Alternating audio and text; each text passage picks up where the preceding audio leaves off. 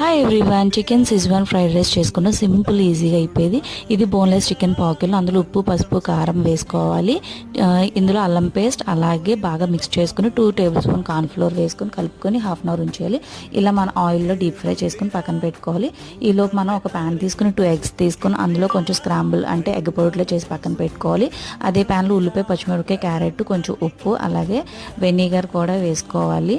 కొంచెం పసుపు కూడా యాడ్ చేసుకోవాలి. అది మిక్స్ అయిన తర్వాత కొంచెం కారం యాడ్ చేసుకొని ఇది సోయా సాస్ కూడా యాడ్ చేసుకొని బాగా కలుపుకొని ఉంచుకోవాలి. తర్వాత నేను ఆల్రెడీ ప్రిపేర్ చేసుకున్న చికెన్ పీసెస్ని కూడా యాడ్ చేసుకొని కొంచెం ఎగ్ కూడా చేసి పక్కన పెట్టుకున్నాం కదా, అది కూడా వేసుకోవాలన్నమాట. ఇది వచ్చి సిజ్వాన్ సాస్ అనమాట. ఒక 2 టేబుల్ స్పూన్ వేసుకోవాలి.